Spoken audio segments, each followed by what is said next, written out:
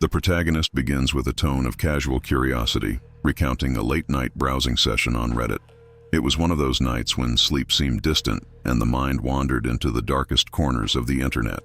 The protagonist describes how they stumbled upon a subreddit dedicated to the paranormal, a place where users shared their most disturbing, often unbelievable experiences with the supernatural.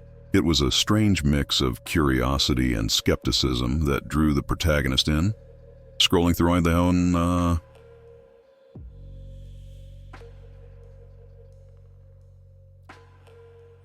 tales of haunted houses, cursed objects, and ghostly apparitions.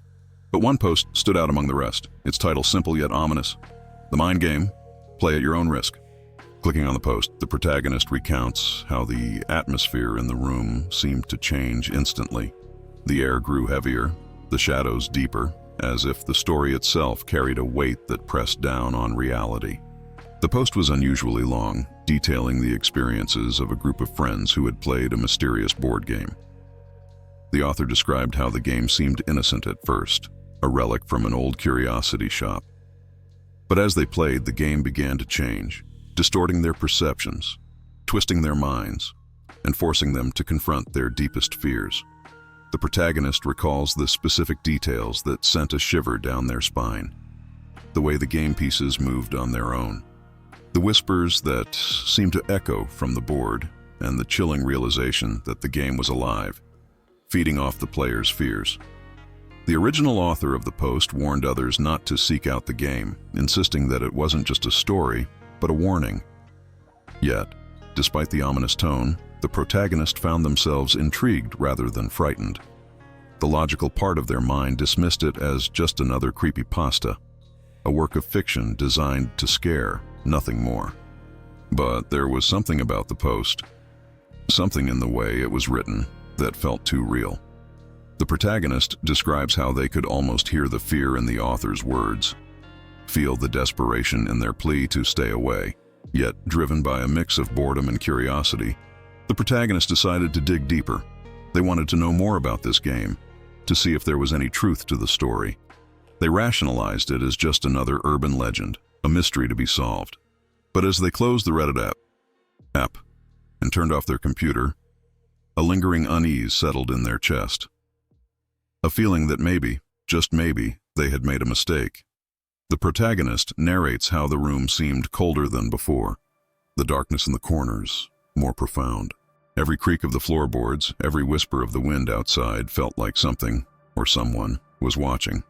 They brushed it off as the power of suggestion, the mind playing tricks after reading something spooky.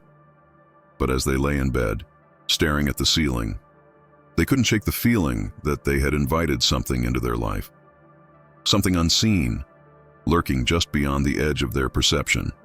The story had done more than just scare them. It had planted a seed of fear, a fear that began to take root and grow in the silence of the night. The protagonist ends the introduction with a note of foreboding, hinting that this was only the beginning, that the real horror hadn't yet begun, but it was coming, slowly, inexorably, like a shadow creeping closer. And in that final moment before sleep claimed them, they could have sworn they heard a faint whisper, like a breath in the dark, echoing the words from the post: "Play at your own risk." The protagonist sits at their desk, the glow of the computer screen the only source of light in the room.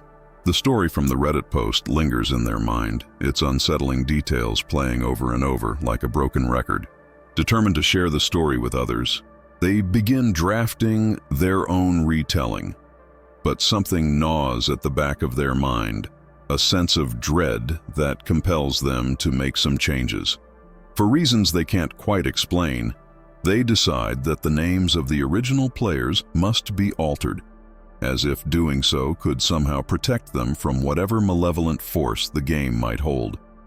As they start typing, the protagonist describes the eerie feeling that fills the room, like an unseen presence leaning over their shoulder, watching every keystroke. Each time they type out a name, their fingers hesitate, the air growing thicker as if the act of writing itself is summoning something into existence. The protagonist rationalizes this fear, telling themselves it's just the power of suggestion. After all, it's just a story. But the fear is persistent, gnawing at the edges of their sanity, whispering that there's more to this than meets the eye. The protagonist begins with the name of the game's original creator, a name that was mentioned only once in the Reddit post, but left a deep impression. They change it to something common, something forgettable, hoping that by doing so, they might obscure the identity of this mysterious figure.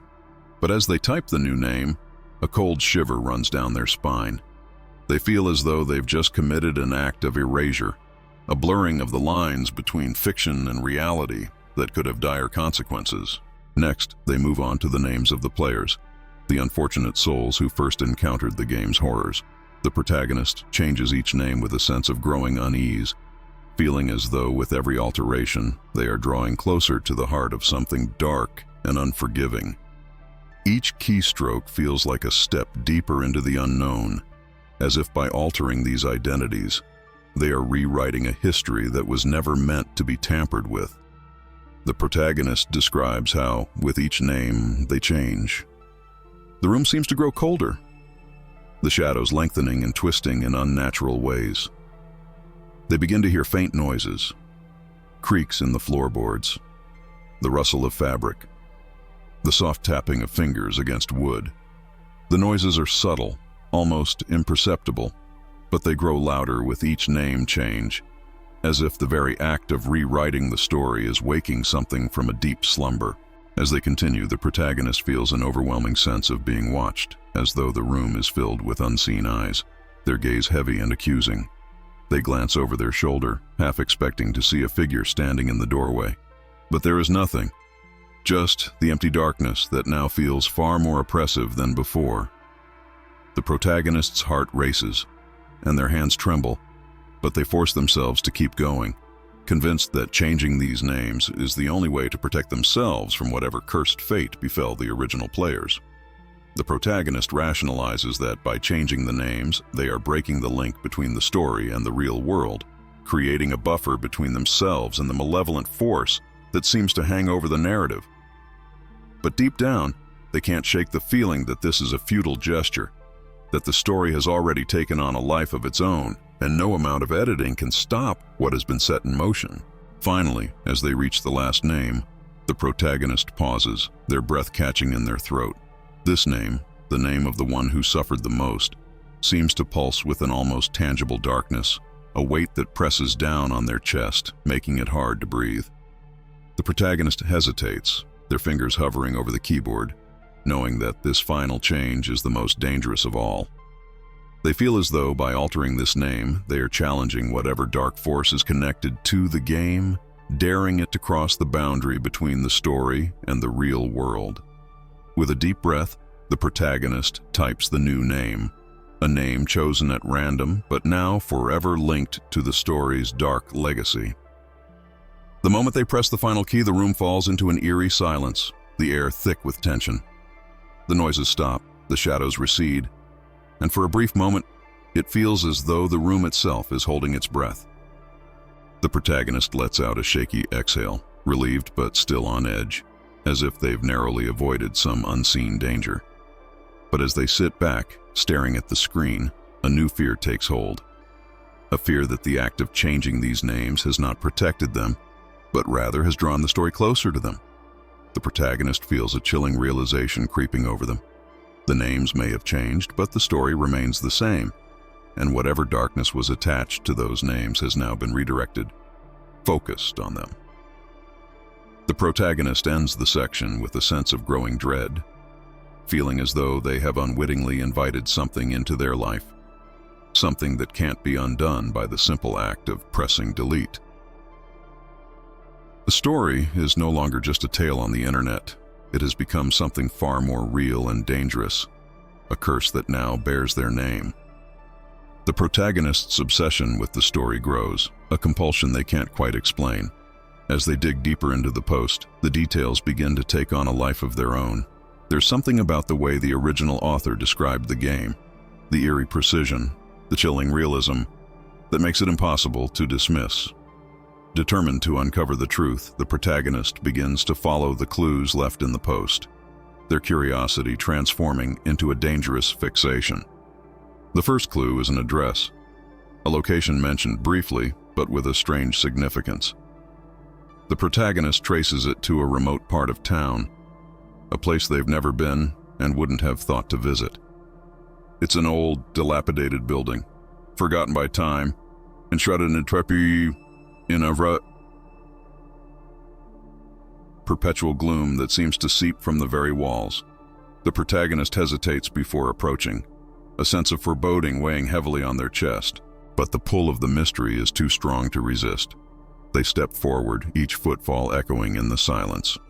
The creak of the door as they push it open, sounding unnaturally loud in the stillness. Inside, the air is thick with dust and the faint smell of decay.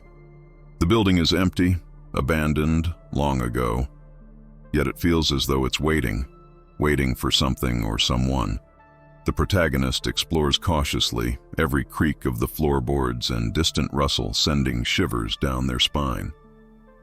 They find nothing but old, broken furniture and faded memories of a place long forgotten. Yet there's an unsettling feeling that they're not alone, that the building is hiding something just beyond their reach. After an uneasy search, they find a room that seems different from the others, its door slightly ajar as if beckoning them in. Inside, the walls are covered in strange symbols, etched deeply into the plaster, their meaning lost to time but filled with an ominous energy.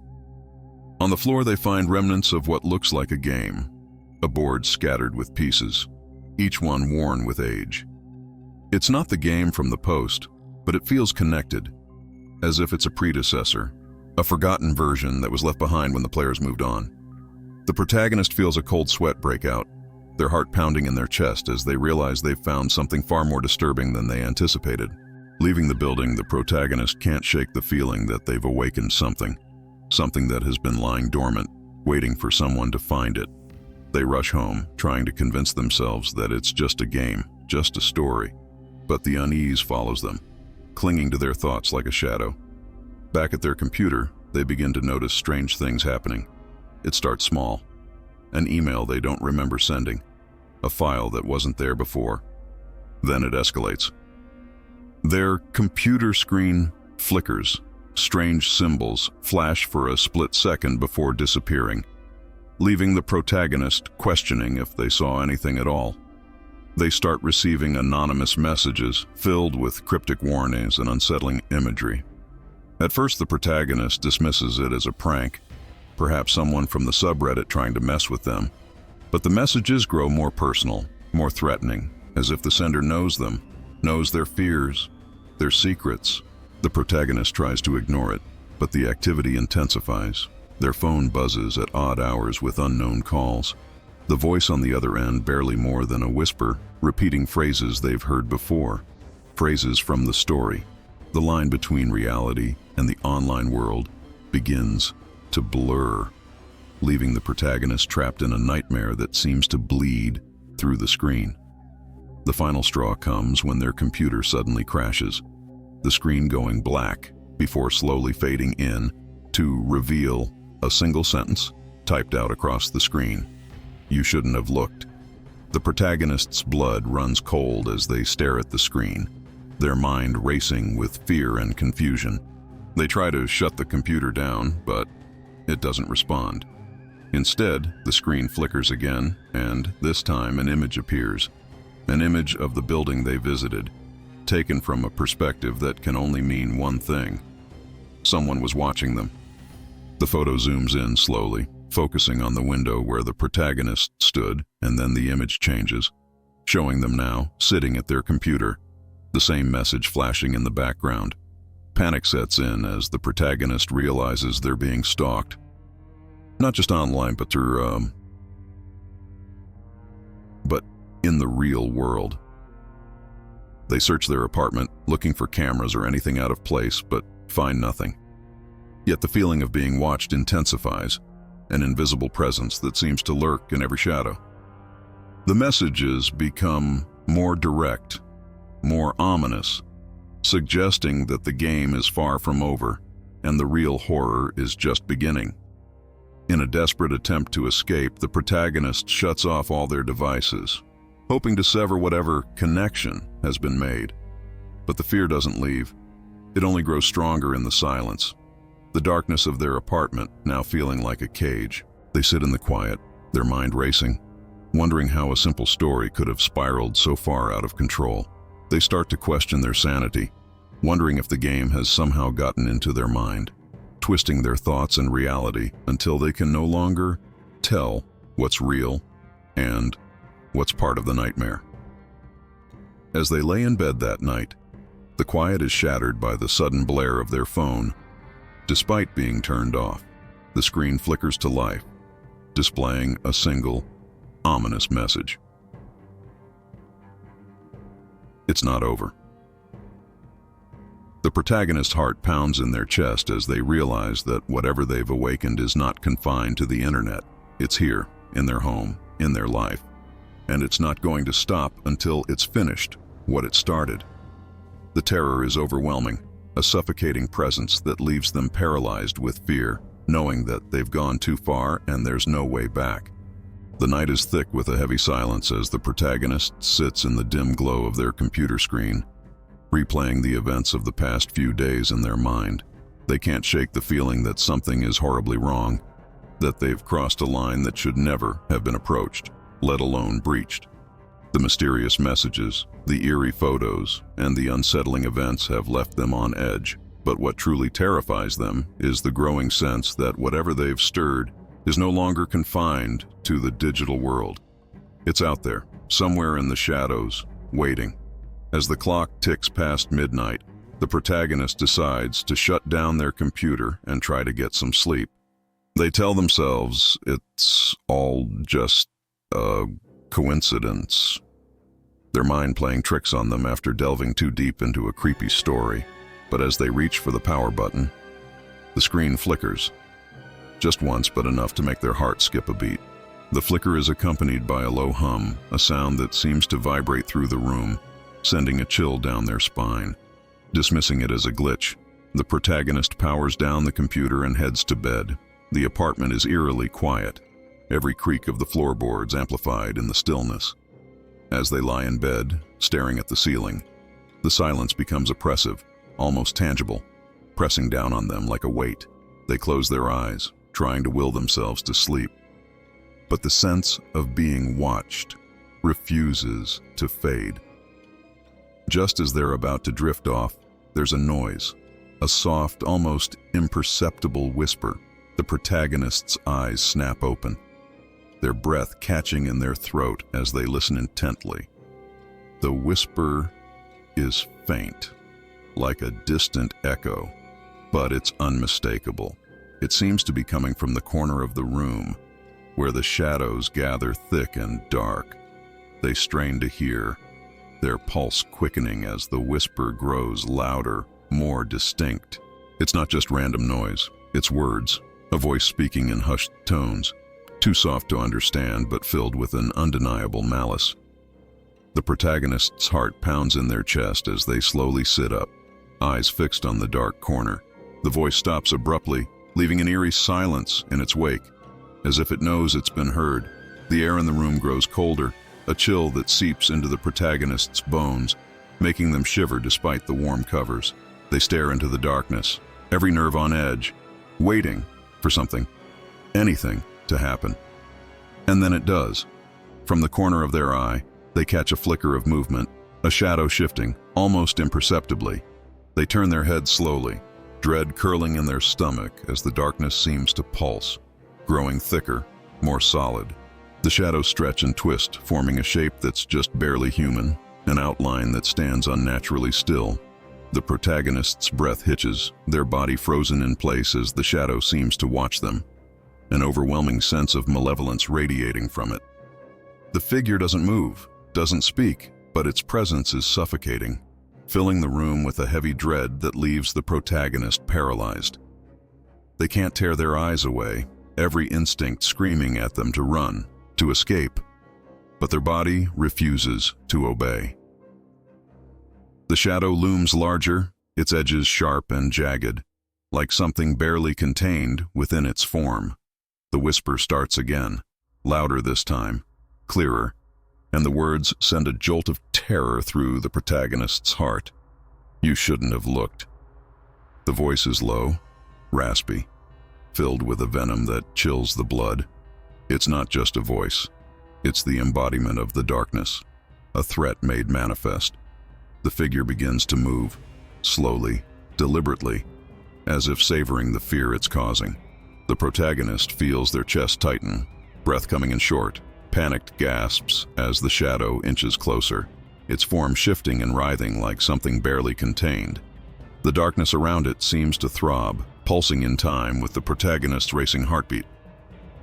Desperate to escape, the protagonist finally breaks free from their paralysis, scrambling out of bed and backing up against the wall. Their eyes dart around the room, searching for an escape, but the door seems impossibly far away, and the shadow is between them and it. The whispering grows louder, more insistent, filling the room with a cacophony of voices, all chanting the same phrase over and over. You shouldn't have looked. You shouldn't have looked. The words echo in the protagonist's mind, drowning out all rational thought. The shadow inches closer, its form distorting, elongating as it reaches out towards them. The air grows colder still, and with it comes the smell of decay, a putrid scent that makes the protagonist gag.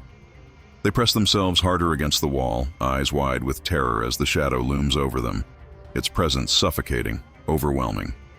In a desperate bid for survival, the protagonist closes their eyes, squeezing them shut as they pray for it all to be a nightmare, a figment of their imagination.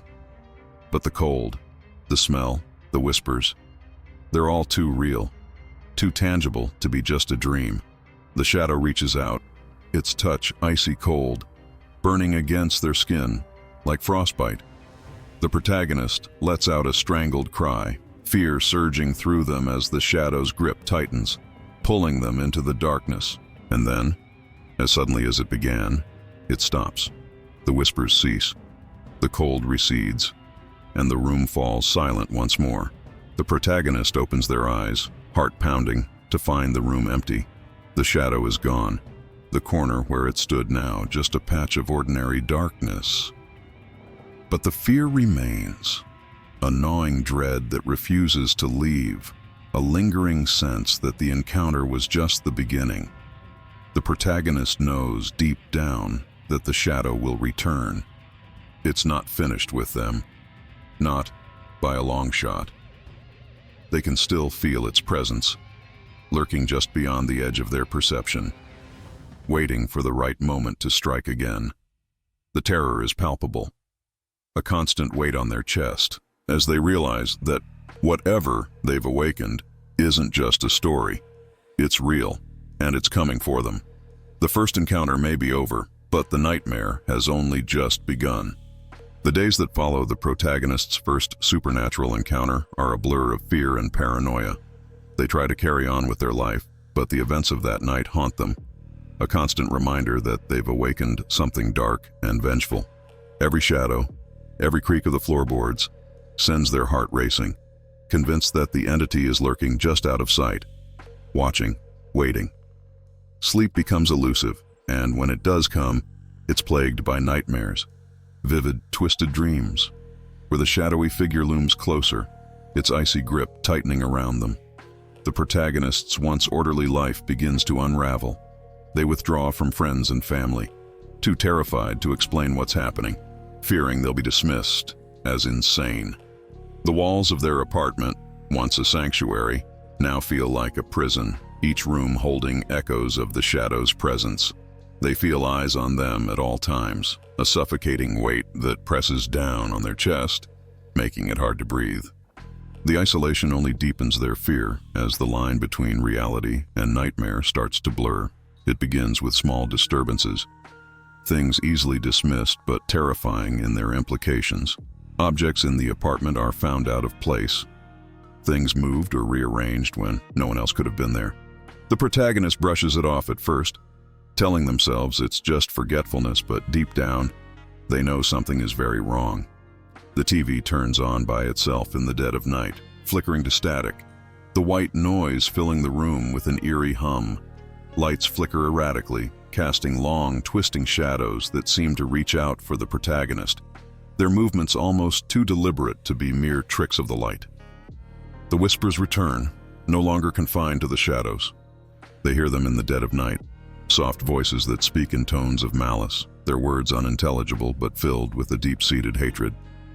The whispers follow them everywhere, echoing in empty hallways, resonating from darkened corners, even slipping through the white noise of their phone calls. The protagonist tries to drown them out with music, with the sound of the TV, but nothing works. The whispers are relentless, growing louder, more insistent until they can't escape them, even in their own mind. Sleep deprivation begins to take its toll. The protagonist becomes gaunt, hollow-eyed, their thoughts a tangled mess of fear and exhaustion. They see things that shouldn't be there, glimpses of the shadow in mirrors, reflections that don't match their movements, faces staring back from darkened windows. The once familiar sounds of the apartment, the hum of the fridge, the creak of the floorboards, take on a sinister quality, as if the very walls are conspiring against them. The terror escalates when the messages start appearing again. This time, not just on the computer, but everywhere. They find notes slipped under their door, scrawled in a spidery hand that isn't their own, the words dripping with venomous intent. You can't hide. We are watching. It's too late. The handwriting is jagged, almost as if it was carved into the paper, each word a blade that cuts into the protagonist's sanity. The messages appear in unexpected places, on mirrors, scratched into the wood of the doorframe, even appearing as text messages from unknown numbers. Each new message is a reminder that the entity is closing in, tightening its grip on their reality. The protagonist's fear reaches a fever pitch one night when they hear footsteps in the apartment. Slow, deliberate steps that echo through the silence like the ticking of a clock. They freeze, heart pounding in their chest, as the footsteps grow closer, pausing outside their bedroom door. The door handle rattles, a faint menacing sound that sends a jolt of terror through their entire being. They know, without a doubt, that the shadow is on the other side, waiting for them to make a move. Desperation claws at them, driving them to action. They grab their phone and call for help, but the line is filled with static, the whispers seeping through the connection, drowning out any hope of communication. The footsteps continue, pacing outside the door as if taunting them, daring them to come out. In a panic, the protagonist barricades themselves in the room, pushing furniture against the door as their mind races with fear and adrenaline. They huddle in the corner, clutching their phone like a lifeline, praying for the nightmare to end. But the horror only deepens. As the night wears on, the whispers grow louder, more distinct, and the shadow begins to seep through the cracks, literal darkness leaking under the door, oozing like a thick, malevolent fog. It crawls across the floor, tendrils of shadow, reaching out for the protagonist, who is paralyzed with fear. The air grows colder, the temperature dropping to a bone-chilling level as the darkness inches closer. The whispers now a deafening chorus of malevolent voices. In a last-ditch effort, the protagonist grabs a flashlight, shining it at the approaching darkness. For a moment, the shadow recoils, the light pushing it back, but it's a fleeting victory. The darkness surges forward with renewed force, the shadows growing thicker, more oppressive, until the light is swallowed whole.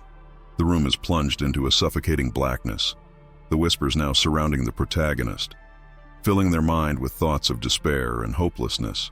They can feel the shadow's presence closing in, the cold seeping into their bones, the whispers piercing their thoughts like needles. It's as if the darkness is alive, feeding off their fear, growing stronger with every panicked breath. The protagonist is overwhelmed, drowning in terror, their sanity fraying as the horror reaches its peak. Just when they think they can't take it anymore, the whispers stop. The darkness recedes, slipping back under the door, leaving the room in an eerie, unsettling calm. The protagonist is left trembling, drenched in cold sweat, their heart pounding in their chest. They don't dare move, don't dare speak as they try to process what just happened. The realization hits them like a cold slap. This is far from over. The entity isn't done with them. It's just playing a cruel game, toying with them, wearing them down until there's nothing left. The protagonist knows that the terror is only going to get worse, that the entity is closing in, its grip tightening with every passing day. The horror has escalated beyond their worst nightmares, and there's no escape, no place to hide from the darkness that now haunts every corner of their life. The only thing they can do is wait for the next attack, the next escalation, knowing that the worst is yet to come. The days bleed into nights in a haze of terror and exhaustion as the protagonist's life spirals into a living nightmare.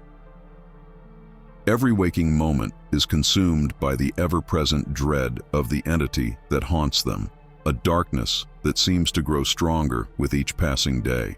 They're haunted not only by the escalating supernatural events, but by the gnawing fear that there's something they're missing, some crucial piece of the puzzle that might explain why this is happening and how it can be stopped. It's this fear that drives them deeper into their investigation, even as the risks grow more severe. The protagonist turns to the one place they swore they'd avoid, the original Reddit post. They read and reread the post obsessively, searching for clues, hidden meanings, anything that might offer insight into the entity's origins or weaknesses. But the more they dig, the more the post seems to twist and change, as if it's alive, adapting to their actions. What was once a simple story now feels like a labyrinth of cryptic messages and dark warnings, each more ominous than the last. Then, in a moment of chilling clarity, the protagonist discovers a hidden section of the post, text that had been obscured, visible only under specific conditions they accidentally triggered. It's here that they find the truth, a revelation so horrifying it sends a wave of nausea crashing over them.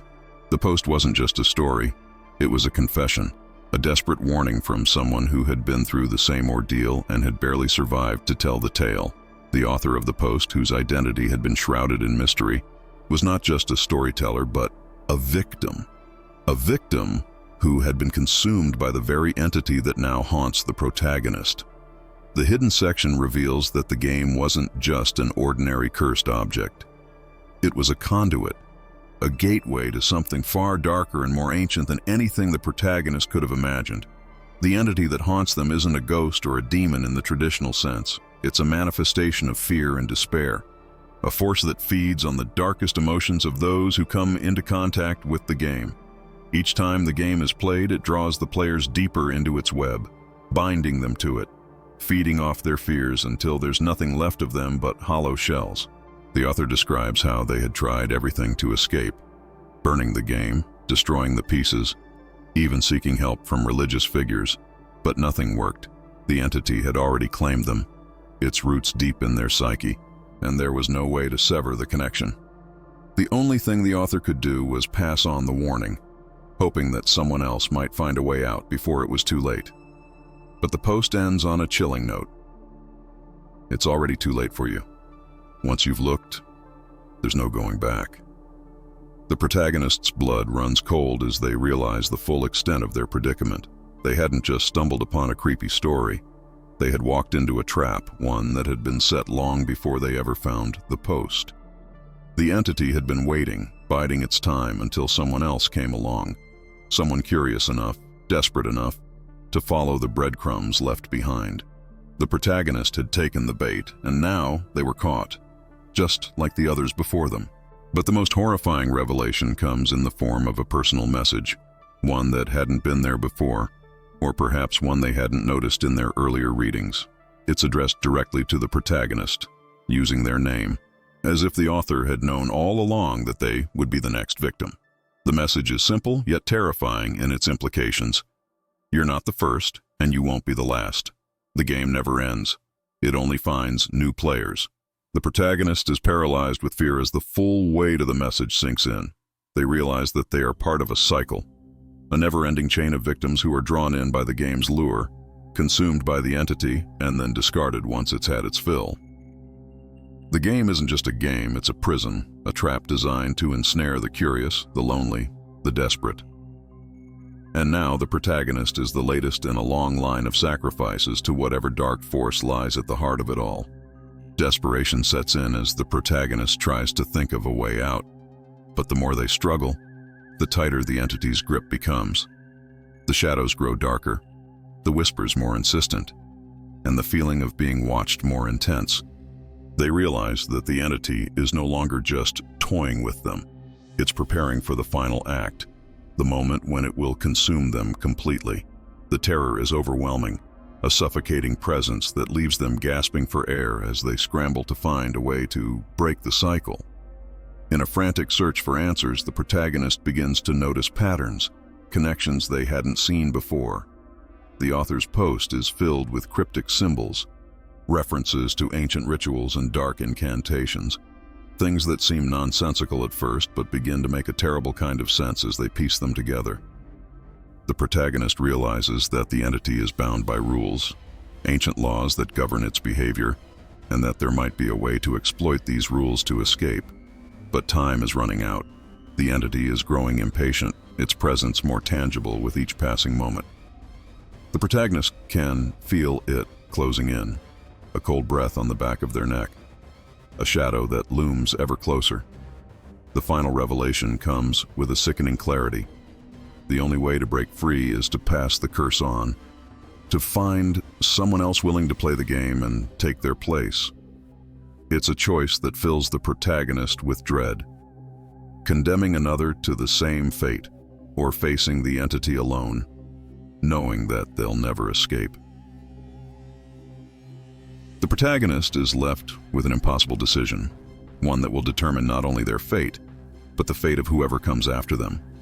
The horror has reached its peak, the entity's grip tightening as it waits for the protagonist to make their move. And in the darkness, the whispers grow louder, urging them on, reminding them that the game never ends. It only finds new players.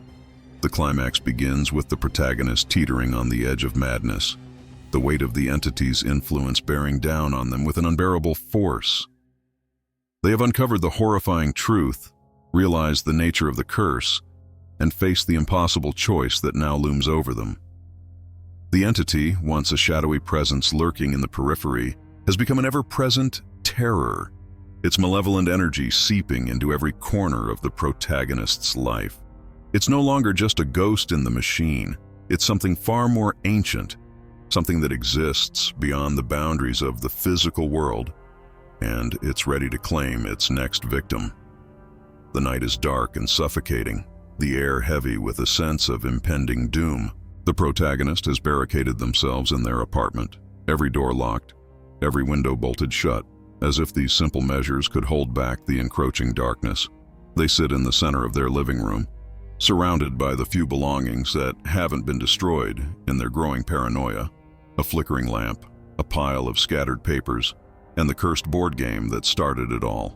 The game lies in the middle of the floor, its pieces set up as if waiting for the next move.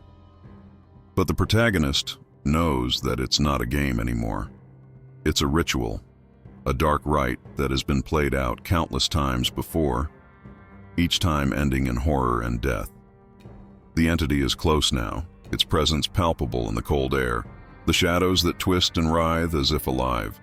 The whispers that have plagued them for weeks are now a cacophony, filling the room with a chorus of voices, some pleading, some mocking, all filled with a deep-seated malice that chills the blood. The protagonist's mind races, every instinct screaming at them to run, to escape, but they know there's nowhere to go. The entity has trapped them, ensnared them in its web, and the only way out is to confront it head-on. With shaking hands, they reach for the game. The touch of the cold, worn pieces, sending a jolt of fear through their body. They know what they have to do, the terrible price they must pay to end this once and for all. As they move the pieces, the room seems to shift around them, the walls closing in, the shadows growing thicker, more oppressive. The game responds to their touch, the pieces sliding into place with a life of their own, as if guided by an unseen hand. The whispers grow louder, the voices now clear and distinct, urging the protagonist on, taunting them with the horrors to come. The final move is made, and the room plunges into darkness. The lamp flickers once, twice, then dies, leaving the protagonist in a suffocating blackness that seems to pulse with malevolent energy. The air is cold, freezing, the chill cutting through them like a knife. They can feel the entity now, its presence no longer a vague shadow but a tangible force, something that presses down on them from all sides, crushing the air from their lungs. And then, from the darkness, it comes. The entity reveals itself, a grotesque amalgamation of shadow and form, a twisting, writhing mass of darkness that defies all logic and reason. It's a shape that's barely human, a figure that shifts and changes with every glance. Its features a grotesque parody of life. Eyes, too many to count, glow with a sickly light, staring at the protagonist with a hunger that sends a wave of terror crashing over them. Its mouth, a gaping maw filled with rows of jagged teeth, stretches into an unnatural grin, the whispers pouring from it like venom. The protagonist is frozen, paralyzed with fear as the entity looms over them, its presence overwhelming, suffocating. The darkness around them is alive, a pulsating mass that throbs in time with their racing heartbeat. The whispers reach a deafening crescendo, the voices screaming, pleading, laughing, as the entity reaches out, its shadowy tendrils wrapping around the protagonist, pulling them into its embrace. But it's not just the physical terror that grips the protagonist. It's the mental and emotional horror that tears at their soul. The entity begins to feed, not on their body, but on their fear, their despair. Every dark thought and memory dragged to the surface, exposed and consumed. The protagonist feels their mind unraveling, the boundaries between reality and nightmare disintegrating as the entity delves into their deepest fears, their darkest secrets. The past flashes before their eyes. Every mistake, every regret, every buried trauma brought to life and twisted into something grotesque and horrifying. The room around them shifts, the walls melting away to reveal scenes from the protagonist's past, each one more disturbing than the last. They see themselves as a child, lost and alone in the dark, the shadows closing in as the entity whispers lies into their ear. They see moments of pain and loss, twisted into nightmares that leave them gasping for air, their mind fracturing under the weight of the horror. The entity taunts them with visions of their future, a future where they are consumed by the darkness, just another victim in a long line of souls claimed by the game. The protagonist tries to fight back, to resist the pull of the entity, but it's too strong, too overwhelming. Every attempt to push it away is met with a surge of darkness, a wave of terror that leaves them weak and trembling. The entity's tendrils tighten, pulling them deeper into the nightmare. The whispers now inside their head, echoing through their thoughts, drowning out any sense of reason or hope. In a final, desperate act, the protagonist remembers the hidden messages in the original post, the cryptic symbols, the ancient rituals that the previous victim had uncovered. They cling to these fragments of hope, reciting the incantations they barely understand, their voice shaking, filled with fear. The entity recoils, just for a moment, its form flickering as the protagonist pushes back with every ounce of strength they have left. But the entity is relentless. It surges forward with renewed fury, the darkness closing in as it tries to snuff out the last spark of resistance. The whispers grow louder, the voices merging into one, a voice filled with pure malice. You cannot win. You are mine. The protagonist feels their strength slipping away, the darkness consuming them, pulling them down into a void of endless terror. And then, just as all hope seems lost, there's a flash of light.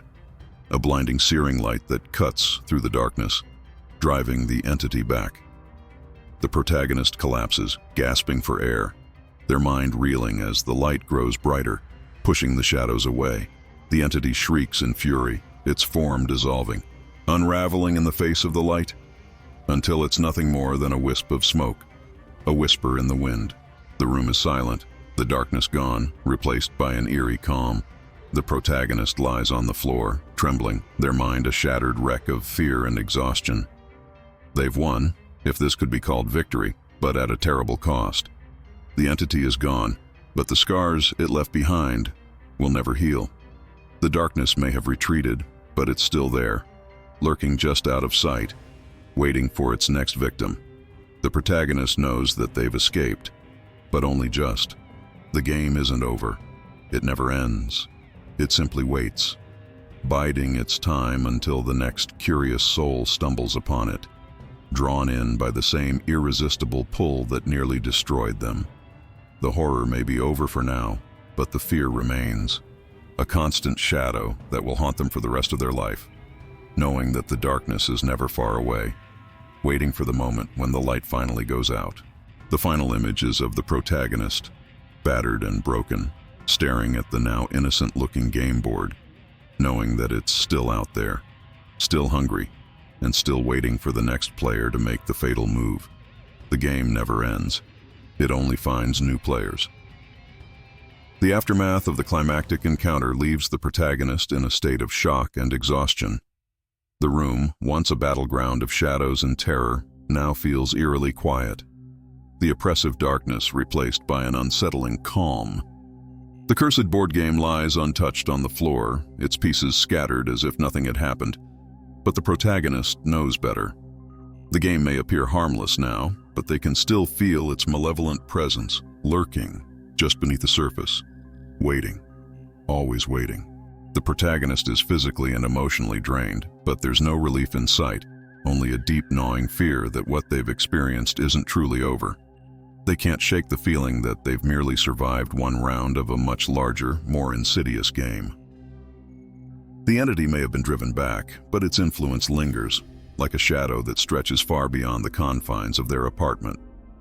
In the days that follow, the protagonist tries to return to some semblance of normalcy. But the scars left by their ordeal are too deep, too raw. They find themselves jumping at every sound, every flicker of light, convinced that the entity is still there, watching them from the shadows. Sleep offers no respite. Their dreams are haunted by the same whispering voices, the same grotesque visions of the entity's twisted form. Each night, they wake up in a cold sweat, the echo of the entity's malevolent laugh ringing in their ears. Despite their best efforts, the protagonist can't escape the lingering sense of doom that hangs over them. They avoid mirrors, afraid of what they might see staring back at them. They keep the lights on at all times, terrified of the dark, knowing that the shadows are no longer a safe place. Every corner of their apartment feels tainted, corrupted by the entity's presence, and they begin to dread being alone, yet fear the company of others for what they might inadvertently bring upon them.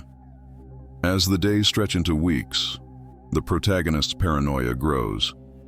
They become increasingly isolated, cutting off contact with friends and family, unable to explain what they've been through. They fear that speaking of the entity will somehow bring it back, that even acknowledging its existence might be enough to rekindle its dark power. Their world shrinks to the confines of their apartment, a self-imposed prison where they feel both safe and trapped, knowing that the entity is never far away. The protagonist's descent into madness is slow but inevitable. They begin to see the entity's influence everywhere, in the flicker of a street lamp outside their window, in the distorted reflection of a puddle on the sidewalk, in the strange static that crackles through the radio. Odd hours. The world around them seems to warp and twist, reality bending under the weight of the entity's lingering presence.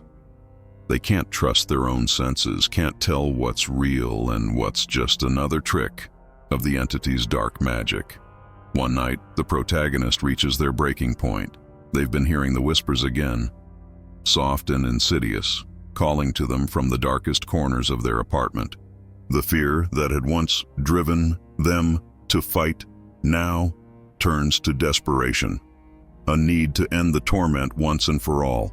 In a fit of panic, they decide to destroy the game, burn it, crush it, anything to sever the connection once and for all. But as they gather the pieces, they notice something that sends a fresh wave of terror crashing over them. The board is no longer the same. The once familiar symbols and markings have changed, morphing into something darker, more sinister.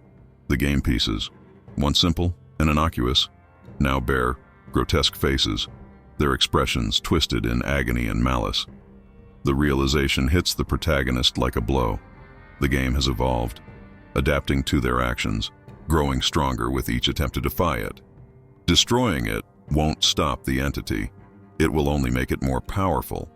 In a moment of horrifying clarity, the protagonist understands the true nature of the game. It's not just a cursed object, it's a living entity, a manifestation of the darkness that feeds on fear and despair.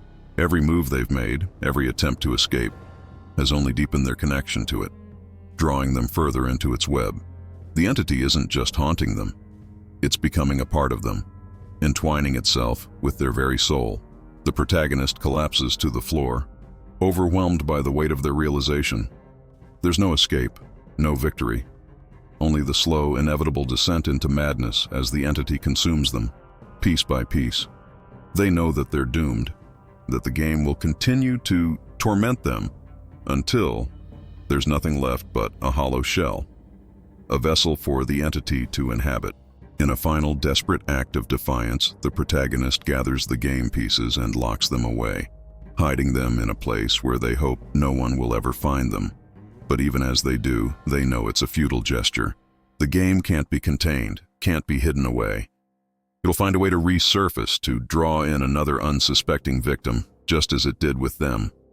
The protagonist leaves their apartment for the last time, walking away with nothing but the clothes on their back, and the haunting knowledge that they've left behind something far more dangerous than a mere game. They wander the streets aimlessly, unsure of where to go, knowing that there's no place in the world where they'll be truly safe.